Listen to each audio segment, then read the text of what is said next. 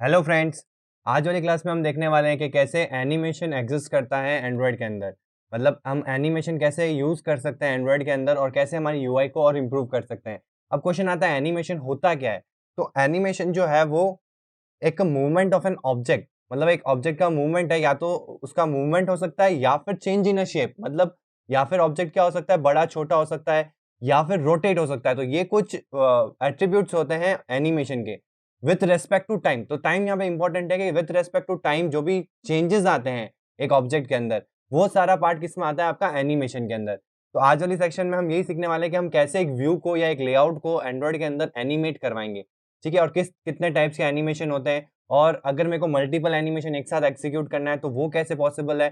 Then एक के बाद एक अगर एनिमेशन मेरे को एग्जीक्यूट करना है तो वो कैसे पॉसिबल है, प्लस कितने एट्रीब्यूट्स होते हैं एनिमेशन क्लास के अंदर, क्या क्या ऑप्शंस मिल जाते हैं हमको एनिमेशन के अंदर एनिमेट करने के लिए ऑब्जेक्ट को। तो यहाँ पे आप देख सकते हो टाइप ऑफ एनिमेशंस। जैसे कि आपको समझ में आ गया होगा कि एनिमेशन का मतलब होता है movement of an object with respect to time.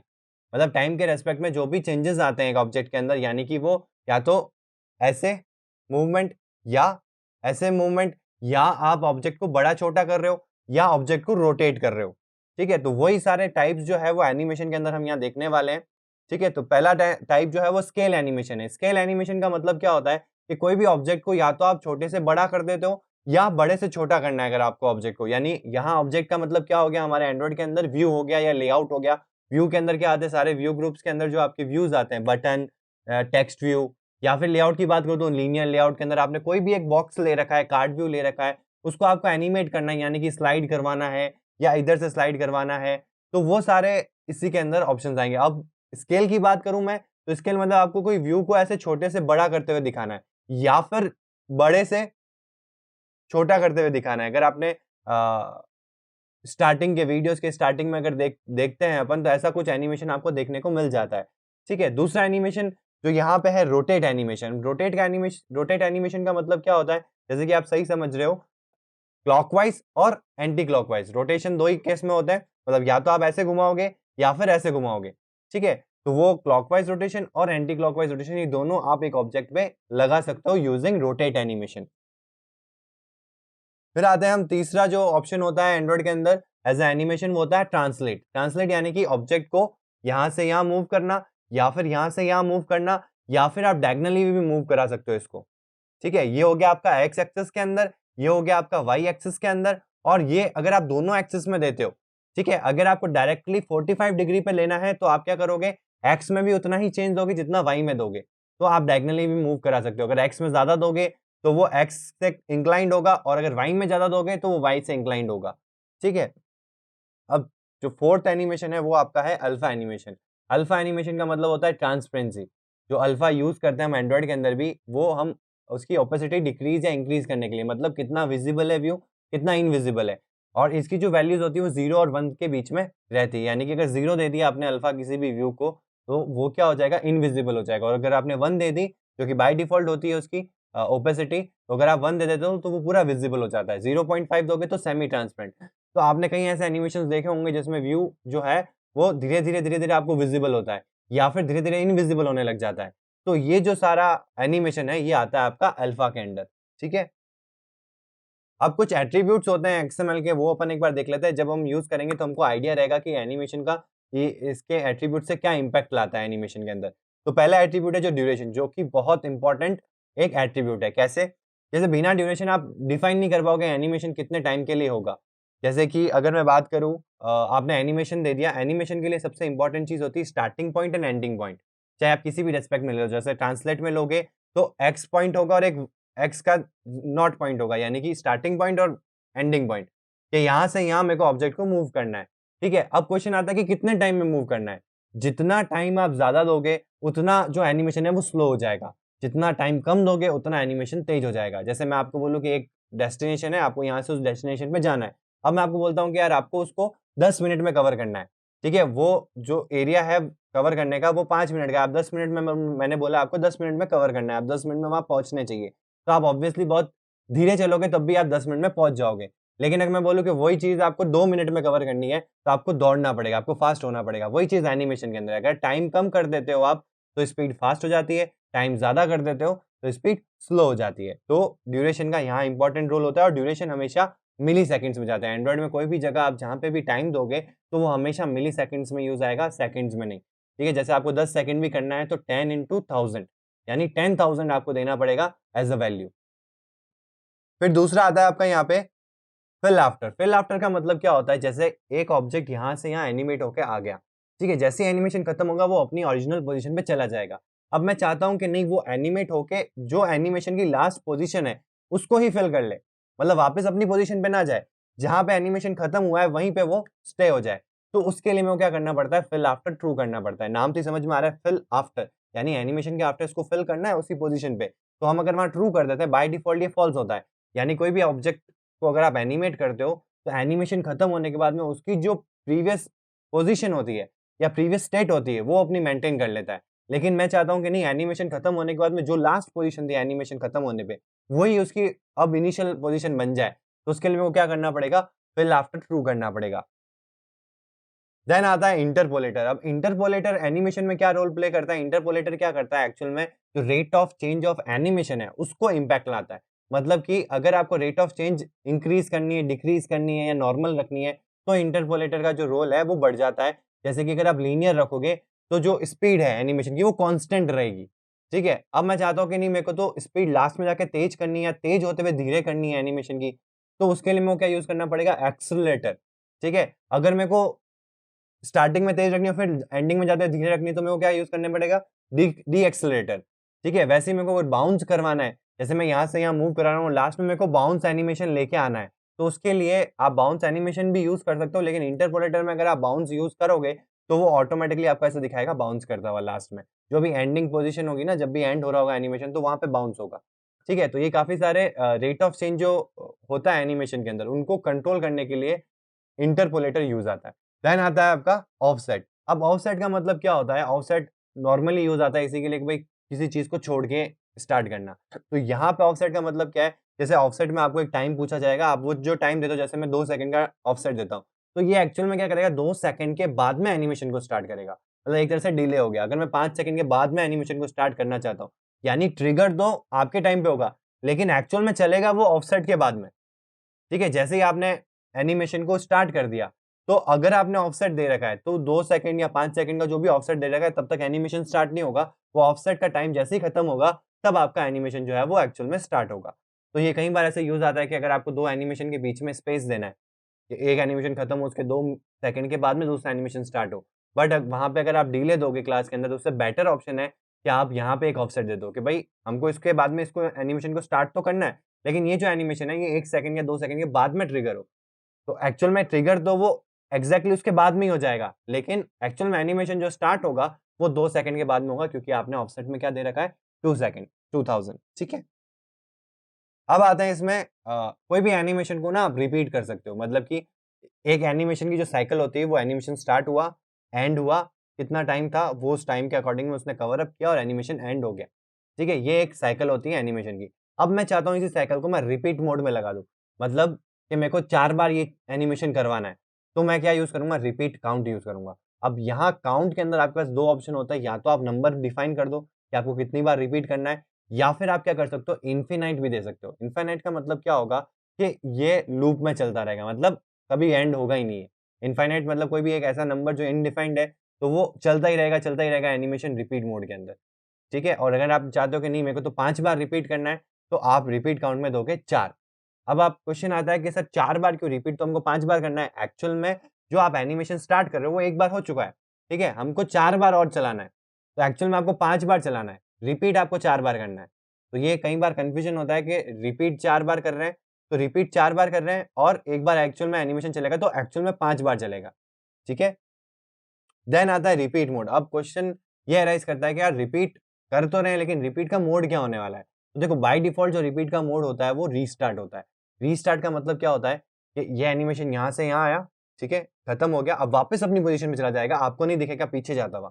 मतलब मैंने स्केल ट्रांसलेट एनिमेशन लगाया इस ऑब्जेक्ट को यहाँ से यहाँ लाने के लिए। ठीक है? अब मैं जैसे ही इस एनिमेशन को यहाँ मतलब ऑब्जेक्ट को यहाँ लेके आता हूँ, खत्म हो गया, अब रिपीट लगा रखा है मैंने 4 बार, तो ये वापस पीछे जाएगा और पीछे जाता हुआ दिखेगा नहीं, एकदम से यहाँ से गायब हो जाएगा और यहाँ दिखेगा आपको, ठीक है? और फिर यहाँ से वापस स्टार्ट होगा और यहाँ एंड होगा, फिर एकदम से गायब हो जाएगा, फिर आपको यहाँ दिखेगा। फिर जाएगा और ऐसे चलता रहेगा। अब मैं चाहता हूँ कि रिवर्स हो इसमें, यानी ये यहाँ से यहाँ जाता हुआ भी दिखेगा, फिर वापस यहाँ से वापस इधर आता हुआ भी दिखेगा। तो ये एनिमेशन कहलाता है आपका रिवर्स। मतलब अगर आप मोड रिवर्स करते हो तो एनिमेशन उल्टा चलेगा। जैसे रोटेट है तो रोटेट में ये रोटेशन हुआ एक, ठीक है, देन इसको आपने इनफाइनाइट कर रखा है या 4 बार रिपीट कर रखा है, तो ये वापस ऐसे ही रिपीट होगा, ठीक है। जो आपका रोटेशन है वो ऐसे ही रिपीट होगा। और अगर आपने रिवर्स दे दिया तो एक बार ऐसे चलेगा एनिमेशन, दूसरी बार ऐसे चलेगा, तीसरी बार ऐसे चलेगा, चौथी बार ऐसे चलेगा। स्केलिंग में भी ये होगा, अगर बड़े से छोटे में आपने रिपीट दे दिया है 5 बार, तो ये छोटा सा बड़ा हुआ, देन बड़े से छोटा हुआ, छोटे से बड़ा हुआ, ऐसे रिवर्स में चलेगा। लेकिन अगर आपने रीस्टार्ट दे रखा है इसमें, तो ये छोटे से बड़ा हुआ, फिर एकदम से गायब हो जाएगा और आपको छोटा दिखेगा, फिर वापस बड़ा होगा, फिर गायब हो जाएगा, फिर छोटा दिखेगा, फिर बड़ा हो जाएगा, फिर गायब हो जाएगा। तो ये ऐसे चलेगा इसके अंदर, रीस्टार्ट के अंदर। और बाय डिफ़ॉल्ट जो होता है वो आपका रीस्टार्ट ही होता है। मतलब अनटिल एंड अनलेस आप मोड में जाके रिवर्स नहीं करते हो, तो बाय डिफ़ॉल्ट जो रिपीट काउंट का मोड रहता है, मतलब जो रिपीट काउंट अगर आपने दिया है, तभी रिपीट मोड का वैल्यू होगा। तो रिपीट मोड क्या रहेगा? रीस्टार्ट ही रहेगा, ठीक है? अगर आप चाहते हो कि नहीं मेरे को रिवर्स चाहिए, तो आप रिपीट मोड के अंदर रिवर्स लगा सकते हो। ये एक एनिमेशन का सैंपल है। अब एनिमेशन क्रिएट करने के लिए, मतलब एनिमेशन एंड्रॉइड में लाने के लिए आपको कोड लिखना पड़ेगा, जो कि एक सेट टैग के अंदर आता है एक्सएमएल फाइल के अंदर। तो उसके लिए आपको क्या करना पड़ेगा, रिसोर्स वाले फ़ोल्डर के अंदर हमको एक नई फाइल क्रिएट करनी पड़ेगी। पहले तो नया फ़ोल्डर क्रिएट करना पड़ेगा एनिम नाम का, ठीक है? अब क्वेश्चन आता है कि एनिम नाम से ही बनाना है? हाँ, एनिम नाम से ही बनेगा। ANIM नाम से ही आपको बनाना है, क्योंकि एंड्रॉइड ने पहले से ही इसको कंस्ट्रेंट बना रखा है कि अगर एनिम नाम का फ़ोल्डर बनता है तभी वहाँ पे दिखेगा, नहीं तो नहीं दिखेगा। ठीक है? तो आपको एनिम नाम से एक फ़ोल्डर बनाना है, मतलब एंड्रॉइड रिसोर्स डायरेक्टरी बनानी है। फिर उस फ़ाइल के अंदर, फ़ोल्डर के अंदर आपको एक फ़ाइल क्रिएट करनी पड़ेगी, एनिमेशन रिसोर्स फ़ाइल। वो ऑटोमैटिकली ऑप्शन आ जाएगा, क्योंकि उसने आइडेंटिफ़ाई कर लिया कि आपने एनिम नाम का फ़ोल्डर बनाया है, दैट मीन्स यहाँ पे एनिमेशंस फ़ाइल आएगी। तो उस पे राइट क्लिक करना है, एक एनिमेशन रिसोर्स फ़ाइल बनाएँगे हम। जैसे ही वो रिसोर्स फ़ाइल क्रिएट होगी, तो उसके अंदर बाय डिफ़ॉल्ट एक सेट जो आपका टैग है, वो बाय डिफ़ॉल्ट आएगा। उस सेट टैग के अंदर आपको जितने भी एनिमेशन अभी अपन ने पढ़े हैं, समझे हैं, स्केल, रोटेट, ट्रांसलेट, अल्फा, ये सारे आपको टैग मिल जाएँगे। देन उन टैग्स के अंदर आपको इनके सारे एट्रीब्यूट्स मिल जाएँगे, जो अभी प्रीवियसली हमने पढ़े हैं कि क्या-क्या एट्रीब्यूट्स आप वहाँ पे दे सकते हो। ठीक है? एंड देन ये डिफाइन करने के बाद में हमको एक्चुअल में लगाना कहाँ है?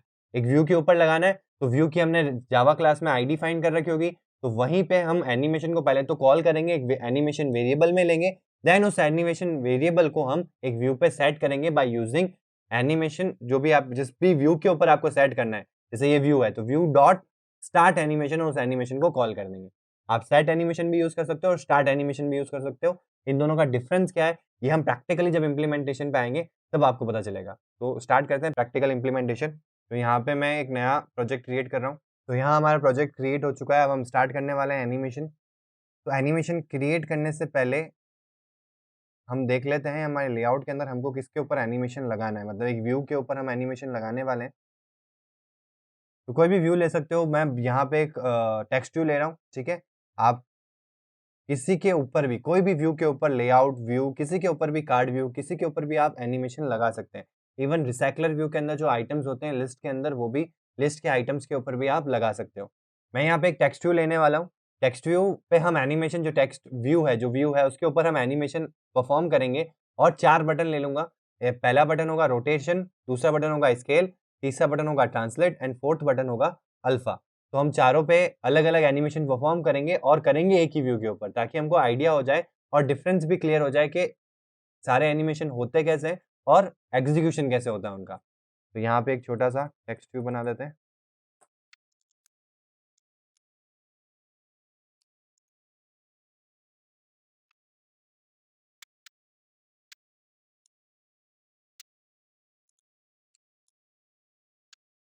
ठीक है? तो यहाँ पे आप देख सकते हैं कि मैंने एक डिज़ाइन बना दी है सिंपल सी, जिसमें हमने, अब ये जो टेक्स्ट व्यू है, ये हमारा व्यू रहेगा जिस पे हम एनिमेशन परफॉर्म करने वाले हैं।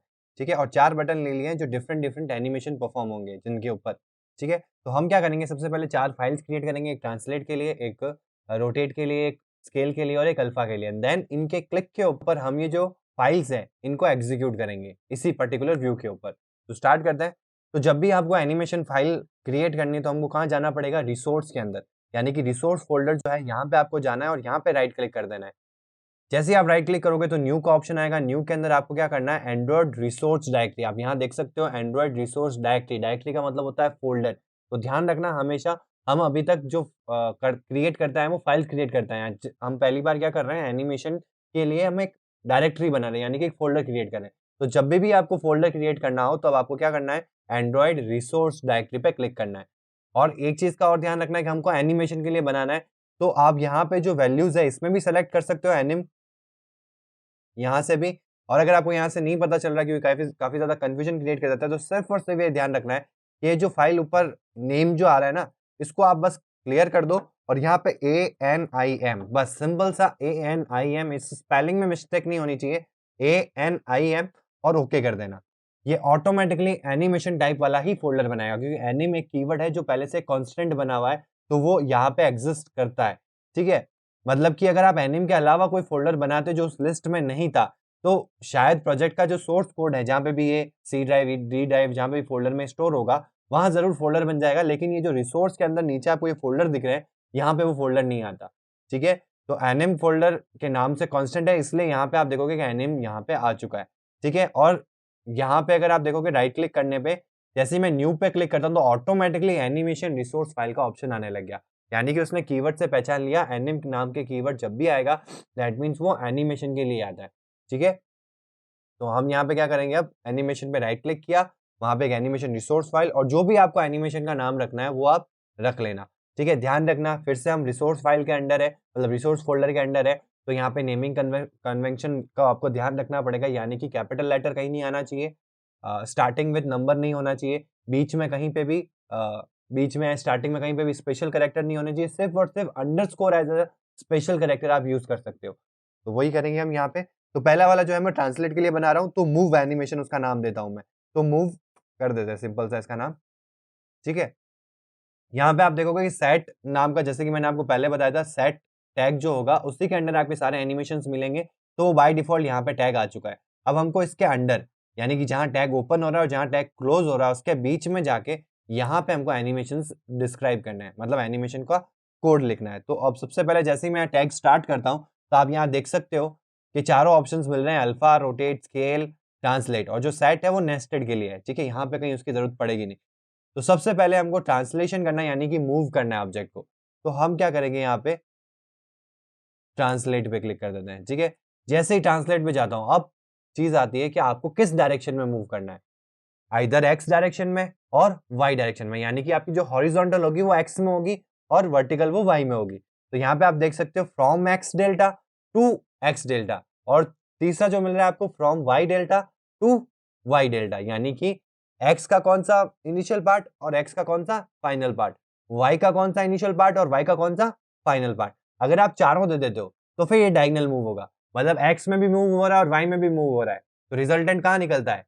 डायगोनली निकलता है। तो वही चीज़ है, अगर आपको डायगोनली मूव कराना है किसी भी ऑब्जेक्ट को, तो आप ट्रांसलेशन वाले में क्या करोगे, एक्स भी दोगे, फ्रॉम एक्स डेल्टा भी दोगे एंड फ्रॉम वाई डेल्टा भी दोगे, ठीक है? अभी मैं एक्स के अंडर मूव करा रहा हूँ, तो मैं यहाँ क्या दे रहा हूँ, from X delta to X delta. तो फ्रॉम एक्स डेल्टा में आपको जितना, जहाँ से स्टार्ट कराना है, तो मेरे को क्या करवाना है, उसकी इनिशियल पोज़ीशन से स्टार्ट कराना है। अब इसको भी समझना पड़ेगा कि इनिशियल पोज़ीशन क्या होती है। इनिशियल पोजीशन जहाँ पे भी आपका ऑब्जेक्ट, जिस पे आप एनिमेशन लगाने वाले हो, वो स्क्रीन पे जहाँ पे भी प्लेस्ड है, वो उसकी इनिशियल पोजीशन होगी और वो कहलाती है 0, ठीक है? नॉर्मली हम बात करें तो ये आपका 0,0 कहलाता है, ये जो कॉर्नर होता है टॉप लेफ्ट कॉर्नर, ये 0,0 कहलाता है एंड्रॉइड के अंदर। लेकिन जब मैं एनिमेशन की बात करूँ, तो जो ऑब्जेक्ट जहाँ पे भी प्लेस्ड है लेआउट के अंदर, वो उसका 0,0 है, ठीक है? अब मेरे को यहाँ से राइट हैंड साइड मूव कराना है, तो मैं क्या दूँगा, प्लस में 300 या 400 जितना डीपी मेरे को मूव कराना है, और अगर मेरे को उल्टी डायरेक्शन में कराना है, यानी इस साइड मूव कराना है, तो मैं क्या दूँगा, माइनस में। वैसे ही एक्स की बात करें तो नीचे की तरफ जब लेके आना है आपको ऑब्जेक्ट को, तो आप प्लस में दोगे, अगर आपको उल्टा ले जाना है मतलब ऊपर ले जाना है, तो आप माइनस में दोगे, ठीक है? तो अभी आ जाते हैं यहाँ पे, अब मेरे को ऐसे ऑब्जेक्ट को मूव कराना है, मतलब कि जहाँ जो पोजीशन है उससे राइट में मूव कराना है। तो इनिशियल पोजीशन तो मैं वहीं से स्टार्ट करना है। अगर आप चाहते हो कि नहीं वो जो ऑब्जेक्ट वहाँ पड़ा है वहाँ से नहीं स्टार्ट करना है, पीछे से स्टार्ट करना है, तो आप क्या दोगे, माइनस में वैल्यू दोगे इनिशियल वाली। यहाँ पे अगर आप माइनस में दोगे -200 और 2x डेल्टा में 200, तो क्या होगा, जो इनिशियल पोजीशन है उससे पीछे जाएगा, जाता हुआ नहीं दिखेगा, वहीं से स्टार्ट होगा, वहाँ से 400 तक चलेगा। अब 400 क्यों? क्योंकि 0 से 200 माइनस में, फिर जाना किधर है? प्लस 200 में, तो 400 चलेगा। समझ में आई चीज? तो अभी हम इनिशियल पोजीशन लेनी हो तो अगर जहां ऑब्जेक्ट पड़ा है, जो व्यू जिस पे हम एनिमेशन लगा रहे हैं, वो जहां से मतलब जहां पड़ा है वहीं से हमको स्टार्ट करना है, तो हम क्या करेंगे, 0 से। ठीक है, मैं इसको 0 से 400 तक चलाना चाहता हूं, तो मैंने यहाँ क्या कर दिया, from X delta 0 to X delta 400। अब आ जाते हैं तीसरी चीज जो कि है ड्यूरेशन। अगर आप यहाँ पे सजेशन की बात करोगे तो यहाँ सजेशन में आपको ये 4 ही दिखेंगे और नहीं दिखेंगे, तो आपको ये खुद से लिखना पड़ेगा। और ध्यान रखना, जब भी आप खुद से कोड लिखो या एट्रीब्यूट लिखो, तो सबसे पहले आपको एंड्रॉइड लिखना है, इसकी स्पेलिंग में कोई गलती नहीं होनी चाहिए। अभी आपको सजेशन नहीं मिलेगा, लेकिन आपको लिखना है, क्योंकि एक एट्रीब्यूट होता है जो सजेशन में नहीं दिखेगा। वो कौन सा है, ड्यूरेशन। तो ड्यूरेशन की स्पेलिंग आपको पता ही है, नहीं पता है तो आप ध्यान से कॉपी पेस्ट भी कर सकते हैं, क्योंकि ये चीज़ ऐसी है क्या, लॉजिक नहीं है इसमें कोई भी। तो आप अगर कॉपी पेस्ट करेंगे तो बेटर रहेगा, क्योंकि अगर स्पेलिंग में एक भी चीज़ ऊपर नीचे हुई तो वहाँ पे वो एट्रीब्यूट पहचाना ही नहीं जाएगा, तो आप उसको इम्प्लीमेंट ही नहीं करा पाओगे। तो बेटर है कि वो जो स्पेलिंग है वो मैच हो। ठीक है, तो DURATION लिखा हमने। अब यहाँ पे मैं जैसे ही टाइम देना है, जैसे टाइम में हमेशा आपको बोला है कि मिली सेकेंड्स में आता है, तो मैं 4 सेकंड करना चाहता हूँ, तो मैं यहाँ क्या करूँगा, 4000 4 सेकंड्स यानी कि 4000 मिली सेकेंड्स। ठीक है, और यहाँ पे हम इसको क्लोज कर देते हैं। अब एक और चीज़, अगर आपकी ड्यूरेशन की स्पेलिंग गलत है या ये एट्रीब्यूट सही नहीं है, जैसे कि मैं यहाँ करके बताता हूँ आपको कि आपने गलती से स्पेलिंग मिस्टेक कर दी, तो यहाँ देखो एक एरर आ जाएगा, यानी कि एरर नहीं, वो एक तरह से सजेशन कर रहा है आपको, या वार्निंग कह सकते हो आप इसको। ये क्या कह रहा है, अननोन एंड्रॉयड एक्सएमएल एट्रीब्यूट। ठीक है, तो इससे पता लग जाएगा कि आप कहीं ना कहीं गलती कर रहे हो एट्रीब्यूट के स्पेलिंग के अंदर, तो आप वहाँ पे जाके वापस दोबारा चेक कर लेना, तो आपका ये एरर जो है वो रिजॉल्व हो जाएगा। ठीक है, तो अब सिंपल सा हमने कोई भी एनिमेशन को रन करने के लिए 3 चीज़ें बहुत इंपॉर्टेंट होती है कि कहाँ से स्टार्ट करना है, कहाँ खत्म करना है और कितने टाइम में खत्म करना है। तो वो तीनों चीज़ें मैंने प्रोवाइड कर दी है। अब इसके बाद क्या ऑप्शन आता है, इसके बाद आता है इंटरपोलेटर का। ठीक है, इंटरपोलेटर यानी कि जो rate of change of animation है, वो आपको कैसा रखना है, लीनियर रखना है, तो बाय डिफ़ॉल्ट लीनियर होता है, तो आपको रखने की ज़रूरत नहीं है। मेरे को एक्सेलरेट करना है, डीएक्सेलरेट करना है, बाउंस करना है, ये सारी चीज़ें ऑप्शन मेरे पास अवेलेबल है। तो मैं वही चीज़ करता हूँ यहाँ पे। अब यहाँ क्या करेंगे, यहाँ एक ऑप्शन होता है इंटरपोलेटर का, जो यहाँ पे आपको सजेशन में नहीं दिखाएगा, लेकिन आपको इंटरपोलेटर लिखना है। फिर आपको यहाँ क्या करना पड़ेगा, एंड्रॉइड से एनएम वाले जो फाइल है वो गेट करनी पड़ेगी, क्योंकि वहाँ पे पहले से डिफाइंड पड़ा है इंटरपोलेटर। तो एंड्रॉइड कॉलन, यहाँ पे आपको एनएम स्लैश, अब यहाँ आप देख सकते हो इतने सारे आपके पास इंटरपोलेटर है। ठीक है, fade in, fade out, slide out. अब स्लाइड आउट हो गया आपके लिए जब आप कोई भी व्यू को एक ऐसी पोजीशन से जो स्क्रीन पे नहीं आ रही वहां से लेके आ रहे हो, वो स्लाइड इन हो गया। और कोई ऐसी पोजीशन पे आपको ले जाना है बाहर की तरफ, तो स्लाइड आउट हो गया। ठीक है, देन साइकिल हो गया जो रोटेशन में यूज आएगा। लीनियर जो आपका बाय डिफॉल्ट होता है, इसको लगाने की जरूरत नहीं होती, बाय डिफॉल्ट लीनियर ही होता है। ठीक है, देन एक्सेलरेट जो होता है वो आपका ऐसा होता है कि स्टार्ट करेगा और एकदम से स्पीड तेज कर लेगा। डीएक्सेलरेट क्या होगा, स्टार्ट तेज करेगा और एकदम से स्लो कर लेगा। ठीक है, देन आपका एंटीसिपेट क्या होता है, एंटीसिपेट का मतलब अगर आप कोई भी मूव एनिमेशन लगा रहे हो और उसमें एंटीसिपेट लगा रहे हो, तो हल्का सा पीछे जाएगा और फिर स्टार्ट करेगा। ठीक है, देन बाउंस एनिमेटर जो होता है वो पीछे एक ऐसा एनिमेशन देगा आपको जिग वाला, जिससे कि ऐसा लगे कि बाउंस एनिमेशन हो रहा है। तो काफ़ी सारे ऑप्शंस मिल जाएँगे आपको यहाँ पे। ठीक है, हम अभी के लिए कोई भी आप यूज़ कर सकते हो, जैसे कि लीनियर है, इंटरपोलेटर, एंटीसिपेट है। ठीक है, मैं एक बार के लिए बाउंस कर लेता हूँ, क्योंकि वो एक अलग व्यू देगा इसको। ठीक है, देन हम आ जाते हैं यहाँ पे repeat count and repeat mode के ऊपर। ठीक है, अगर आपको एनिमेशन में रिपीट देना है तो ही इसका यूज़ है। अगर आपको एक बार ही एनिमेशन करवाना है तो इसका कोई यूज़ नहीं है। तो मैं चाहता हूँ कि नहीं, ये जो एनिमेशन है ऐसे-ऐसे चलता रहे। ठीक है? तो उसके लिए मेरे को रिपीट की ज़रूरत पड़ेगी। ठीक है? तो एंड्रॉइड देना है। अब रिपीट काउंट और रिपीट मोड भी एट्रिब्यूट्स है, लेकिन आपको सजेशंस में नहीं दिखेंगे। तो यहाँ पे रिपीट, अब देखो रिपीट काउंट जो लिखा है, रिपीट की स्पेलिंग आपको पता है, काउंट की स्पेलिंग पता है, बस एक चीज़ का ध्यान रखना है कि सी कैपिटल है, ये कैमल केस में लिखा गया है। ठीक है? तो स्टार्टिंग विथ स्मॉल लेटर, बीच में एक अपर केस है, तो रिपीट काउंट ऐसा दिया जाता है। देन आप यहाँ पे अगर आपने सही लिखा है, तो यहाँ जब कंट्रोल स्पेस करोगे यानी सजेशन के लिए जाओगे, तो यहाँ पे आपको इनफाइनाइट एज़ अ ऑप्शन मिल जाएगा। दैट मीन्स आपका ये जो एट्रिब्यूट है वो एकदम सही है। ठीक है? तो आप इनफाइनाइट भी दे सकते हो। देन हम आ जाते हैं रिपीट मोड। अब जो मोड है वो इम्पोर्टेंट कैसे है कि अगर आप ये मोड नहीं देते हो, तो जैसे कि मैंने आपको पहले बताया बाय डिफ़ॉल्ट कौन सा मोड रहेगा? रीस्टार्ट। मतलब कि ऑब्जेक्ट यहाँ से यहाँ जाएगा, फिर गायब हो जाएगा, फिर यहाँ वापस यहाँ से यहाँ स्टार्ट होगा, फिर गायब हो जाएगा। ठीक है, गायब मतलब यहाँ खत्म होने के बाद में यहाँ से हट जाएगा, फिर वापस यहीं दिखेगा आपको, फिर एनिमेशन एग्जीक्यूट करेगा। लेकिन अगर मैं रिवर्स करता हूँ तो यहाँ से यहाँ गया ऑब्जेक्ट, देन वापस पीछे आता हुआ भी दिखेगा, मतलब जो एनिमेशन है वो रिवर्स भी होगा। ठीक है, तो यहाँ पे रिपीट मोड के लिए आपको क्या करना पड़ेगा, रिपीट मोड।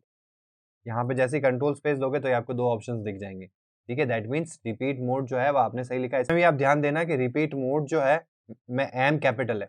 ठीक है, वही कैमल केस वाला सिचुएशन है। देन कंट्रोल स्पेस में अगर आपको ये दोनों ऑप्शन मिल जाते हैं, दैट मीन्स आपने जो एट्रीब्यूट है वो एकदम सही से लिखा है। तो हम यहाँ पे क्या करते हैं, रिवर्ट। क्योंकि देखो अगर रीस्टार्ट करना ही है मोड में जाके तो उसमें लिखने की जरूरत ही नहीं है, बाय डिफॉल्ट ही आपका रीस्टार्ट ही होता है। ठीक है, तो फिर मोड देने की जरूरत नहीं है। तो ये ट्रांसलेट एनिमेशन जो है वो मैंने बना दिया है। अब चलते हैं मेन एक्टिविटी के अंदर और इसको प्लेस करना है यहाँ पे। ठीक है, तो सबसे पहले तो मैं उस व्यू के ऊपर जिस पे मेरे को एनिमेशन लगाना है उसकी आईडी फाइंड कर लेता हूँ। तो वो क्या था, एक टेक्स्ट व्यू था, तो उसकी हम आईडी दे देते हैं यहाँ पे text view txt nm, then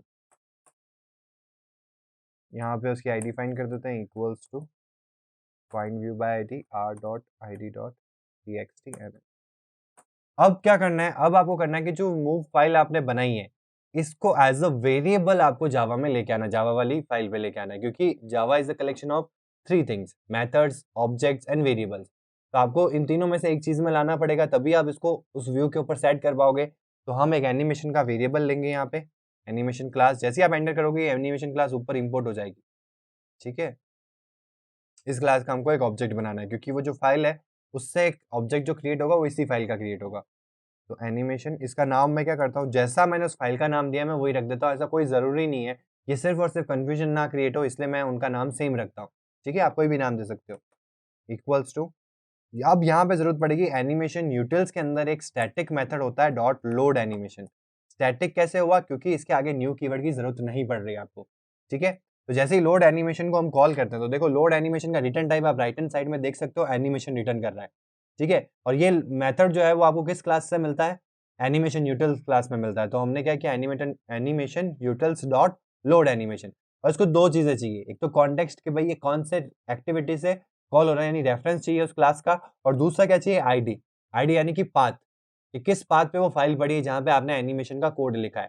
ठीक है, तो हम दोनों चीजें देते हैं। सबसे पहले तो कॉन्टेक्स्ट में आप दिस दे सकते हो, main activity dot this they सकते हो, गेट एप्लीकेशन कॉन्टेक्स्ट दे सकते हो। एंड जो सेकंड है वो आपका पाथ है, तो आर मतलब रिसोर्स, रिसोर्स के अंदर एनएम नाम का एक फोल्डर है, डॉट मूव नाम की फाइल है। तो ये एनिमेशन आ गया। अब हमको क्या करना है, मूव एनिमेशन हमने बना दिया, अब हमको टेक्स्ट व्यू पे लगाना है। जो टेक्स्ट एनएम नाम से हमने एक टेक्स्ट व्यू ले रखा है एक्सएमएल के अंदर, उसके ऊपर हमको ये एनिमेशन परफॉर्म करना है, लेकिन यहाँ नहीं, किसके क्लिक पे, बटन के क्लिक पे। तो हम चारों बटन पहले ही डिफाइन कर देते हैं यहाँ पे। तो मैंने 4 बटन लिए एक्सएमएल के अंदर, btn, एक बार मैं देख लेता हूँ उन सबकी आईडीज हमने दे रखी है कि नहीं दे रखी है। तो बटन ट्रांसलेट, बटन अल्फा, यहाँ हमने इसको चेंज नहीं किया। ठीक है, तो हमने वहाँ उस समय पहले जब हमने बटन्स बनाए थे तो हमने नेम चेंज नहीं किए थे, तो यहाँ हमने नेम चेंज कर दिए हैं। तो btn translate equals to find view by ID r.id.btn translate and btn alpha equals to, सबकी आईडीज दे दी है। अब हम क्या करते हैं, इनका लिसनर बनाते हैं। तो सबसे पहले मेरे को ट्रांसलेट का लिसनर बनाना है, तो btn translate dot set on click listener. अब यहाँ पे मेरे को कोड एग्जीक्यूट कराना है, यानी कौन सा कोड एग्जीक्यूट कराना है, मेरे को मूव एनिमेशन जो है उसको यहाँ पे अप्लाई करना है, किसके ऊपर, इस टेक्स्ट एनिम के ऊपर। तो txt nm dot set animation, set animation भी यूज कर सकते हो और स्टार्ट एनिमेशन भी यूज कर सकते हो। अब क्वेश्चन आता है कि सेट एनिमेशन और स्टार्ट एनिमेशन में डिफरेंस क्या है। देखो स्टार्ट एनिमेशन मतलब जहां पे आपने इसको कॉल किया ये तभी ही एग्जीक्यूट हो जाएगा। मतलब जैसे कि मैंने रन टाइम में जहां पे भी मेरे को एग्जीक्यूशन में लगाना है 10 बार लगाना है तो मैं 10 बार एग्जीक्यूट करवा सकता हूँ स्टार्ट एनिमेशन से। सेट एनिमेशन का मतलब क्या होगा, जब भी लेआउट फर्स्ट टाइम लोड होगा और मैंने उस व्यू के ऊपर ये एनिमेशन सेट कर रखा है, तो जब वो लोड होगा तभी वो एग्जीक्यूशन में आएगा। बार बार वो एग्जीक्यूट बार बार स्टार्ट नहीं कर सकते, मतलब बार बार एनिमेशन नहीं होगा।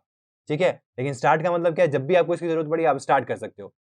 नाम से ही समझ में आ रहा है, स्टार्ट मतलब एनिमेशन उसी समय स्टार्ट हो जाएगा, एनिमेशन उसके ऊपर। सेट का मतलब मैंने इस व्यू के ऊपर ये एनिमेशन सेट कर रखा है, मतलब जब भी ये रीलोड होगा, मतलब जब भी ये लेआउट में चेंजेस आएंगे लेआउट रिफ्रेश होगा तब ये एनिमेशन एग्जीक्यूशन में आएगा, बाकी टाइम पे नहीं आएगा। मतलब फर्स्ट टाइम अगर आपने चला दिया इसको, जैसे ही आपकी एक्टिविटी ओपन हुई तो सेट एनिमेशन से वो एनिमेशन शो हो जाएगा, बाकी टाइम नहीं होगा। ठीक है, स्टार्ट एनिमेशन में तब करना है जब भी आपको जरूरत पड़े कि मेरे को अभी इस रन टाइम पे इसको चलाना है, मतलब सब कुछ लोड हो गया, यूआई आपकी पूरी लोड हो गई, लेकिन अभी फिर से आपको इसके ऊपर व्यू सेट करना है। ठीक है, तब आपको क्या जरूरत पड़ेगी, स्टार्ट एनिमेशन की।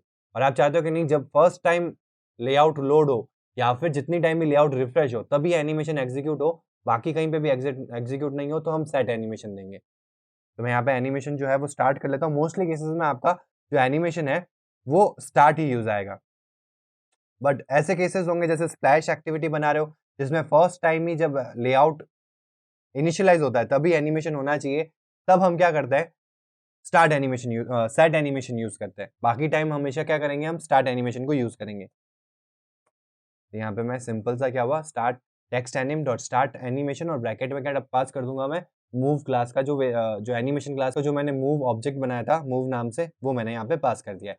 तो ये तो मेरा एक चीज के लिए हुआ। अब यहाँ पे कॉन्टेक्स्ट में एरर आ रही तो कोई बात नहीं, क्योंकि हम फर्दर इनर क्लास में आ चुके हैं, तो हम यहाँ पे गेट एप्लीकेशन कॉन्टेक्स्ट दे सकते हैं। ठीक है, या फिर आप क्लास का नाम डॉट दिस भी दे सकते हो। तो ये तो हो गया एक के लिए। अब चलते हैं हम बाकी जितने भी रिमेनिंग आपके एनिमेशन हैं उनकी एक फाइल क्रिएट करते हैं। जैसे कि मूव हमने बना दिया, मतलब ट्रांसलेट हमने बना दिया, अब हमको बनाना है अल्फा। तो अल्फा एनिमेशन दे देते हैं इसको अल्फा। ठीक है, अब अल्फा देने के लिए हम क्या करेंगे, यहाँ पे आप टैग देख सकते हो अल्फा। अब यहाँ दो ही ऑप्शन होते हैं, फ्रॉम एंड टू। ठीक है, तो फ्रॉम अल्फा में हमने दे दिया 0, मतलब इनविजिबल से विजिबल करवाना है। अगर आपको विजिबल से इनविजिबल कराना है तो आप क्या दोगे, 1 से 0। ठीक है, और इनविजिबल से विजिबल कराना है तो 0 से 1। ठीक है, टू अल्फा 1 ड्यूरेशन। अब देखो, अगर आपको रिपीट करवाना है तभी आप रिपीट काउंट का यूज करें, अगर आपको रिपीट नहीं करवाना है तो आप रिपीट काउंट ना यूज करें। ठीक है, मतलब आपको एक बार एनिमेशन कराना है तो आप केवल 3 ही एट्रीब्यूट्स डाल के भी एग्जीक्यूट करा सकते हो। रिपीट काउंट और रिपीट मोड तब वेरी करेगा जब आपको रिपीटेशन में चाहिए एनिमेशन। ठीक है, या इसको भी हम इनफाइनाइट कर देते हैं। अब देखो, मैं इस केस में ना रिपीट मोड नहीं लगा रहा हूँ, क्योंकि मैं आपको दिखाना चाहता हूँ कि अगर रिपीट मोड नहीं लगेगा, जैसे अल्फा में रिपीट मोड नहीं है, तो कैसे ये जो इनफाइनाइट है वो एग्जीक्यूट होगा, मतलब रिपीट कैसे होगा। तो इसमें क्या होगा, 0 से 1 यानी कि इनविजिबल से विजिबल होगा, फिर गायब हो जाएगा, फिर एकदम से इनविजिबल से विजिबल होगा, फिर गायब हो जाएगा, फिर इनविजिबल से विजिबल होगा। तो ये चीज इसमें होगी, और जहां मैं रिपीट मोड रिवर्स दूंगा वहां ये ऐसे वापस होता हुआ भी दिखेगा। ठीक है, तो इसलिए मैं किसी में दूंगा, किसी में नहीं दूंगा, ताकि हमको ये चीजें क्लियर हो जाए कि अगर हम रिपीट मोड रिवर्स देते तो क्या होता है और रिपीट मोड रीस्टार्ट देते तो क्या होता है। तो अब दो एनिमेशन हमने अप्लाई कर दिए, एक तो ट्रांसलेट और एक अल्फा। अब हम क्या बनाएंगे, रोटेशन और स्केलिंग। तो सबसे पहले हम रोटेशन की फाइल बना देते हैं। तो यहाँ पे जो ऑप्शन मिलेगा आपको, from degrees and two degrees मिलेगा, क्योंकि ऑब्वियसली जब रोटेशन की बात आती है तो डिग्रीज का काम आता है। रोटेशन एक डिग्री पे होता है और डिग्री वेरी करती है 0 से 360 के अंदर। ठीक है, मल्टीपल भी जाती है, लेकिन आप डिफाइन कर सकते हो कि भाई अगर 0 है तो ये 90, 180, 270 एंड देन 360। ठीक है, तो ऐसा चलता रहेगा, एंड आप इसको और भी रोटेशंस बढ़ा सकते हो। ठीक है, जितने रोटेशंस बनाओगे उतने रिवोल्यूशंस बढ़ते जाएंगे। तो फ्रॉम डिग्रीज में 0 दे देता हूँ, 2 डिग्रीज में दे देता हूँ मैं 360। अब यहाँ पे देखना कि अगर मैं 0 से 360 करता हूँ तो ये एक रोटेशन कंप्लीट होगा। समझ में आया? अगर आपको मल्टीपल रोटेशन करवाने तो आप पहला काम तो क्या कर सकते हो, रिपीट मोड जो है उसको यूज कर सकते हो, यानी कि रिपीट काउंट दे सकते हो। अगर आपको ये, जैसे आपको एक व्हील घुमाना है, अब वो 10 बार घुमाना है आपको, तो पहला काम आप क्या कर सकते हो कि एक रोटेशन तो आपने दे दिया और उसको रिपीट कर दिया 9 टाइम्स, तो ये 10 बार घूमेगा। लेकिन अब इसमें एक प्रॉब्लम क्या होती है कि जब आप रिपीट करोगे, इसमें जो मोड यूज होगा वो आपका कौन सा यूज होगा, रीस्टार्ट मोड। अगर रोटेशन एक ऐसा है जिसमें आप रीस्टार्ट करोगे तो आपका व्यू सही रहेगा, नहीं तो क्या होगा, अगर आप व्हील घुमा रहे हो तो अगर आप ऐसे घुमा रहे हो तो वापस ऐसे घूमेगा, अगर रिवर्स कर देते हो तो एक रोटेशन ऐसा होगा, एक रोटेशन ऐसा होगा, एक रोटेशन ऐसे होगा, एक ऐसे होगा।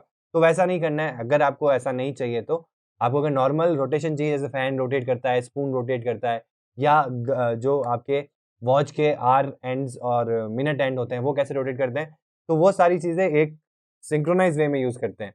मतलब कि एनिमेशन होगा वो वापस जो है वो रिवर्स मोड नहीं होकर रीस्टार्ट मोड ही होगा। यहाँ कंप्लीट हुआ फिर स्टार्ट हुआ, लेकिन यहाँ एक प्रॉब्लम आएगी। वो प्रॉब्लम क्या है कि जैसे ही आपका एक एनिमेशन कंप्लीट होगा तो एक हल्का सा पॉज दिखेगा आपको।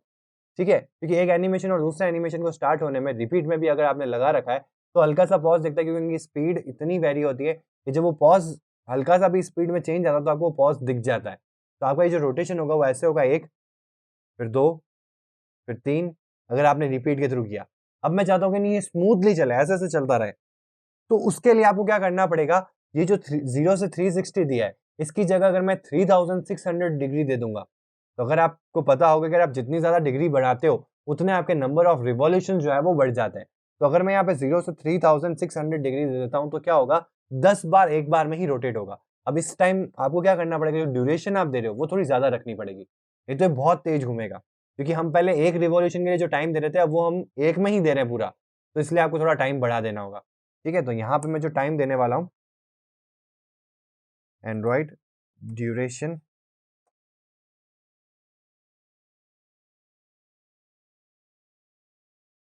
यहाँ पे मैं 12 सेकंड दे देता हूँ। ठीक है, तो ये तो हो गया आपका नॉर्मल रोटेशन। अब पॉइंट आता है कि इसमें दो ऑप्शन आपको और मिलेंगे, pivot X and pivot Y. अब ये चीज क्या है, उसको ऐसे समझते हैं कि एक जो ऑब्जेक्ट है, जैसे कि हम जिसको भी रोटेशन में लेके जा रहे हैं यहाँ पे, जैसे कि आप इस टेक्स्ट व्यू की हम बात करें, मैं उसको थोड़ा जूम करके आपको बताता हूँ। ये जो टेक्स्ट व्यू है, तो ये एक रेक्टेंगल ऑब्जेक्ट है, तो इसका आप एंड्स देख सकते हो, एक एंड ये है, एक एंड टॉप राइट है, एक हो गया आपका बॉटम राइट, एक हो गया बॉटम लेफ्ट, एक ये पॉइंट हो गया, एक ये पॉइंट हो गया, एक सेंटर पॉइंट हो गया। तो काफी ज्यादा पॉइंट्स हैं इस पर्टिकुलर ऑब्जेक्ट में। तो अब पाइवट एक्स और पाइवट वाई क्या डिफाइन करते हैं, वो ये डिफाइन करते हैं कि आपको इनमें से किस एक्सिस पे इसको रोटेशन पे लेके आना है। दैट मीन्स अगर आप यहाँ इस पर्टिकुलर इस एंड से रोटेट करना चाहते हो तो आपका इस एंड से बन जाएगा और ऐसे रोटेट होगा इस एक्सिस के अराउंड। ठीक है, अगर आप चाहते हो कि नहीं मेरे को सेंटर से रोटेट करना है तो आपको ये वाली एक्सिस देनी पड़ेगी। तो इसका मैं एग्जांपल बताता हूँ, जैसे कि आप व्हील का एनिमेशन देखोगे ना, जो व्हील घूमता है वो सेंटर से घूमता है, फैन जो घूमता है वो सेंटर से घूमता है। लेकिन अगर आप क्लॉक में देखोगे तो मिनट एंड और आर एंड्स होते हैं, वो कैसे घूमते हैं, सेकंड एंड्स, वो एक जो एंड होता है एक एंड से बंधा हुआ होता है और दूसरे एंड पे रोटेट हो रहा होता है। तो अगर आपको ऐसा एनिमेशन चाहिए कि एक एंड पे रहे और दूसरा एंड रोटेट होता रहे, तो वो आप कैसे कर सकते हो कि इनके जो टॉप मोस्ट कॉर्नर्स हैं, इनके पॉइंट्स जो है वो आप पाइवट एक्स और पाइवट वाई में डिफाइन कर सकते हो। लेकिन अगर आपको सेंटर से देना है तो सेंटर के पॉइंट्स आप पाइवट एक्स पाइवट वाई में दे सकते हो। तो उससे क्या होगा, वो सेंटर से रोटेट होगा। बाय डिफॉल्ट जो पाइवट एक्स पाइवट वाई होते हैं वो कुछ भी नहीं होते, 0,0 होते हैं, इसलिए यहाँ से एक्सेस मतलब ये वाला जो आपका टेक्स्ट है ना, उसका ये वाला एंड जो है वो ऐसे रोटेट करेगा। हमको चाहिए सेंटर से रोटेट हो। ठीक है, मतलब ये एक्सेस है तो इसके सेंटर से पूरा रोटेट हो। जैसे आपका जब आप ट्रूथ एंड डेयर खेलते हो तो जो बोतल को रोटेट करते हो सेंटर एक्सेस से रोटेट करते हो, व्हील जो रोटेट होता है वो सेंटर से होता है। तो वो देने के लिए आपको पाइवट एक्स पाइवट वाई की जरूरत पड़ेगी। तो यहाँ पे हम क्या करने वाले हैं, पाइवट एक्स पाइवट वाई देने वाले हैं। तो pivot X 50% and pivot Y 50%। ठीक है, 50% का मतलब क्या हो गया, आप इनकी जगह 0.5 भी दे सकते हो। ऑब्वियसली अगर आप 0.5 50% को ओपन करो तो परसेंट हटाओ डिवाइड बाय 100 तो 0.5 बनता है। ठीक है, तो ये जो आपका अगर बॉक्स है, वापस चलते हैं हम XML के अंदर, ये अगर आपका बॉक्स है तो ये हो गया x का 0, ये हो गया x का 1 राइट हैंड साइड में, ये हो गया y का 0, ये हो गया y का 1, और ये दोनों x और y के दोनों 1 1। ठीक है, और अगर सेंटर की बात करूँ तो ये 0.5 ठीक है, तो अगर आपको सेंटर से करना है तो 50% भी दे सकते हो, 0.5 भी दे सकते हो। अगर आपको इस एक्सिस से रोटेट कराना है एकदम बॉटम राइट से, तो 100% यानी कि 1 1 भी दे सकते हो। ठीक है, ये पूरा जो खेल है एनिमेशन का वो कोऑर्डिनेट्स पे रहता है। तो यहाँ पे मैंने एनिमेशन के लिए ये चीज़ कर दी है। अब मैं क्या करना चाहता हूँ, अब मेरे को रिपीट मोड देने की ज़रूरत नहीं है, क्योंकि रिपीट मोड अगर मैं देता हूँ तो यहाँ पे कोई सेंस नहीं है, क्योंकि रोटेशन के अंदर वो हल्का सा पॉज आपको दिख जाएगा। तो इसलिए मैंने बेटर पहले क्या कर दिया, उसको पहले से उसको 10 रिवॉल्यूशंस दे रखे हैं, क्योंकि मैंने उसको 360 की बजाय 3600 डिग्री कर दिया है। ठीक है, तो ये हमारा हो गया रोटेशन एनिमेशन। अब चलते हैं हम फाइनल एनिमेशन की तरफ, जो कि है आपका स्केल एनिमेशन। तो स्केल एनिमेशन हम बनाते हैं यहाँ पे। स्केल आप कोई भी नाम दे सकते हो, मैं स्केल नाम से दे रहा हूँ। यहाँ पे स्केल एनिमेशन हमको मिल जाएगा। स्केल एनिमेशन में from X scale to X scale देख सकते हो आप, और from Y scale to Y scale. अब वापस चलते हैं एक्सएमएल में, मैं आपको बताना चाहता हूँ कि ये चीज़ क्या है। देखो, ये ऑब्जेक्ट है, इसको आपको बड़ा करना है। ठीक है, अगर आप केवल एक्स एक्सिस में बड़ा कर दोगे तो ऐसे ऑब्जेक्ट बड़ा हो जाएगा, और केवल वाई एक्सिस में बड़ा कर दोगे तो ऑब्जेक्ट ऐसे बड़ा हो जाएगा। और अगर आप दोनों साइड में मतलब कोई भी ऑब्जेक्ट को अगर आप बड़ा करना चाहते हो, मैनेजिंग देयर प्रोपोर्शन, मतलब रेशियो मेंटेन रहना चाहिए लेंथ और हाइट का, तो इसके लिए आपको दोनों बराबर देने पड़ेंगे, मतलब एक्स में भी उतना ही बड़ा करना है और वाई में भी उतना ही बड़ा करना है, तो डायगनली बड़ा होगा। जैसे आप कोई पेंट में इमेज रखते हो, इमेज को बड़ा करते हो, तो आप देखोगे कि पॉइंट्स बन जाता है साइड से, तो अगर आप साइड को खींचते हो तो वो स्ट्रेच हो जाता है ऐसे हॉरिजॉन्टली, और अगर आप नीचे से खींचते हो तो वर्टिकली स्ट्रेच हो जाता है। लेकिन अगर आप कॉर्नर पे एक प्लस बन जाता है उससे अगर खींचते हो तो वो रेशियो मेंटेन रहता है, जितनी विड्थ और हाइट है उसका रेशियो मेंटेन रहता है, तो इमेज भी बड़ी हो जाती है और उसका रेशियो जो है वो स्ट्रेच भी नहीं होता। ठीक है, तो उसके लिए आपको क्या करना पड़ेगा, डायगोनल ही देना पड़ेगा, मतलब कि एक्स भी देना है और वाई भी देना है। अनटिल एंड अनलेस आपकी कोई ऐसी नेसेसिटी हो वहाँ पे कि नहीं आपको एक्स में ही बड़ा करना है या वाई में ही बड़ा करना है, तब आप केवल एक्स और वाई दोगे। लेकिन अगर आप कोई भी ऑब्जेक्ट को बड़ा करना चाहते हो प्रोपोर्शन के साथ, तो आपको दोनों में देना पड़ेगा, तभी वो जो डिजाइन है वो अप्रोप्रिएट लगेगी, नहीं तो वो स्ट्रेच डिजाइन लगेगी, या तो वर्टिकली स्ट्रेच हो जाएगा या हॉरिजॉन्टली स्ट्रेच हो जाएगा। तो इसलिए हमको ये दोनों देने जरूरी है। तो सबसे पहले तो मैं यहाँ पे फ्रॉम एक्स स्केल, अब यहाँ पे एक चीज आती है, यहाँ पे जो आपको चीज जहाँ पे जो वैल्यू आपको प्रोवाइड करनी है वो टाइम्स में आती है। यानी कि अगर मेरे को उसकी ओरिजिनल पोजीशन से उसको बड़ा करना है तो ओरिजिनल पोजीशन होगी 1 टाइम्स। ठीक है, मतलब अगर कोई भी ऑब्जेक्ट की जो साइज है उसको मैंने 1 टाइम कर दिया, यानी कि जो उसकी ओरिजिनल साइज है, तो यहाँ मैंने उसी ओरिजिनल साइज से अगर मेरे को बड़ा करना है तो मैं 1 टाइम्स करूंगा। अगर उसको बहुत कुछ भी नहीं है उससे बड़ा करना है तो आपको 0 टाइम्स देना पड़ेगा, यानी कि वो एकदम छोटा सा मतलब एकदम डिस्ट्रॉय हो चुका होगा, मतलब कोई भी साइज ऑक्यूपाई नहीं करता, 0 साइज ऑक्यूपाई करता है, फिर वो वहां से बड़ा होगा। ठीक है, और अगर उसकी ओरिजिनल साइज से आपको बड़ा करना है तो आप फ्रॉम एक्स स्केल में क्या दोगे, 1 दोगे। ठीक है, देन 2x स्केल, जितना टाइम्स उसको बड़ा करना है, जैसे मैं उसको 4 टाइम्स बड़ा करना चाहता हूँ तो मैं 2x स्केल में कितना दूंगा, 4 दूंगा। और ये चीज भी ध्यान रखना कि y एक्सिस में भी आप इतना ही दो, नहीं तो जो प्रोपोर्शन है वो मेंटेन नहीं रहेगा और डिजाइन जो है वो एब्रप्ट हो जाएगी, तो इस चीज का ध्यान रखना। अब हम आते हैं फ्रॉम y स्केल, इसको भी मैं 1 कर देता हूँ। 2y स्केल, इसको मैं कर देता हूँ 4 टाइम्स। अब ये कितने टाइम में बड़ा होना चाहिए, यहाँ पे हम इसके लिए ड्यूरेशन ले लेते हैं। तो 4 सेकंड में मैं इसको बड़ा करना चाहता हूँ तो ये 4 सेकंड में बड़ा हो जाएगा। अगर आप इसको बड़े से छोटा होता है, छोटे से बड़ा होता है, ऐसा करना चाहते हैं तो उसके लिए आपको क्या करना पड़ेगा, रिपीट मोड देना पड़ेगा, रिपीट काउंट देना पड़ेगा, जो कि हम पहले दे चुके हैं। ठीक है, तो मैं इसमें कोई रिपीट नहीं दे रहा ताकि आपको इसका भी आइडिया हो जाए कि रिपीट नहीं हो तब भी एनिमेशन चलता है और वो एक बार चल के रह जाएगा। ठीक है, तो यहाँ पे मेरे चारों एनिमेशंस मैंने बना दिए। अब हम क्या करेंगे, इनको अप्लाई कर देते हैं ऑन क्लिक पे, मतलब इन बटन्स के क्लिक पे हम इन डिफरेंट डिफरेंट जो एनिमेशंस बनाए इनको अप्लाई कर देते हैं। तो बटन ट्रांसलेट हुआ, वैसे ही हमको क्या करना है, बटन अल्फा पे क्लिक लगाना है। तो पहले आ जाता है बटन अल्फा के ऊपर एक एनिमेशन वेरिएबल फिर से बनाते हैं। यहाँ पे मेरे को अल्फा वाला बनाना है तो अल्फा ही नाम रख देता हूँ इसको, equals to animation utils dot load animation, context में गेट एप्लीकेशन कॉन्टेक्स्ट दे सकते हो, and then R dot N M dot and यहाँ पे आपको मिल जाएगा अल्फा। देन इसको क्या करना है आपको, तो T X T N M है डॉट स्टार्ट एनिमेशन और यहाँ पे अल्फा सेट कर देंगे। ठीक है, ऐसा ही आपको सबके लिए करना है। रोटेट के लिए क्या होगा, एनिमेशन। ठीक है, तो यहाँ पे चारों बटन के ऊपर हमने अलग अलग एनिमेशंस की फाइल जो है वो प्लेस कर दी है, और अब हम इसको चला के देखते हैं, प्रैक्टिकली इंप्लीमेंट करके देखते हैं कि क्या जो हमने कोड लिखा है वैसा एग्जीक्यूट होता है कि नहीं होता है। तो यहाँ पे हमारी ऐप रन हो चुकी है एमुलेटर पे। अब देखते हैं सबसे पहले ट्रांसलेट पे क्लिक करके, तो यहाँ पे आप देख सकते हो कि बाउंस एनिमेशन भी दिख रहा है आपको। जैसे ही वो एनिमेशन एंड हो रहा है तो आप देख सकते हो पीछे की साइड में वो एनिमेशन खत्म हो रहा है। अब यहाँ आप देख सकते हो कि ये एनिमेशन रिपीट मोड में हमने लगा रखा है, इसलिए रिपीट में चलता जा रहा है, और लास्ट में जब भी एंड होता है एनिमेशन तो बाउंस हो रहा है। वो बाउंस किससे हो रहा है, हमने जो इंटरपोलेटर लगाया। ठीक है, आप बाउंस यूज कर सकते हो, आप मल्टीपल जो भी इंटरपोलेटर है, रेट ऑफ चेंज अगर आपको चेंज करनी है एनिमेशन की तो आप उसका इंटरपोलेटर का यूज करोगे, और मूव भी हो रहा है। अब चलते हैं हम अल्फा एनिमेशन के ऊपर।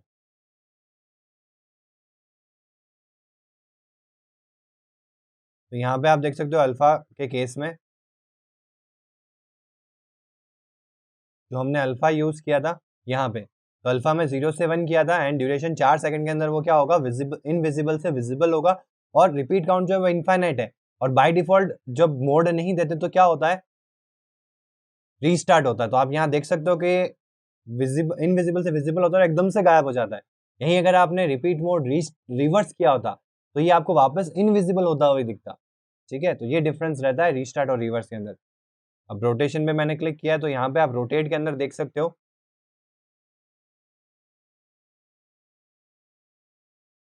ये 10 रिवॉल्यूशन जो है इसने कंप्लीट कर लिए और फिर बंद हो गया, क्योंकि रोटेशन की हम बात करें तो वहां हमने कोई रिपीट मोड नहीं लगाया। ये रिपीट से नहीं हुआ, ये क्या हुआ है, अगर हम डिग्री बढ़ा देते हैं तो नंबर ऑफ रिवॉल्यूशन जो है वो बढ़ जाते हैं। तो यहाँ पे आप देख सकते हो रोटेट में क्या हो रहा है, 10 बार ये रोटेट हो रहा है और फिर रुक जाता है। ठीक है, तो रिपीटेशन नहीं है, सिर्फ मैंने डिग्री बना दी है, बढ़ा दी है। इसमें अगर हम रिपीटेशन लगाते तो क्या होता कि वो पॉज पॉज, एक एनिमेशन खत्म होता फिर एक पॉज आता, फिर दूसरा एनिमेशन खत्म होता फिर पॉज आता, तो वो स्मूथ जो है, स्मूथनेस जो है वो नहीं आती। इसलिए रिवॉल्यूशन बढ़ाने के लिए आपको डिग्री बढ़ानी पड़ेगी। देन लास्ट जो है हमारा स्केल एनिमेशन है, ये आप देख सकते हो।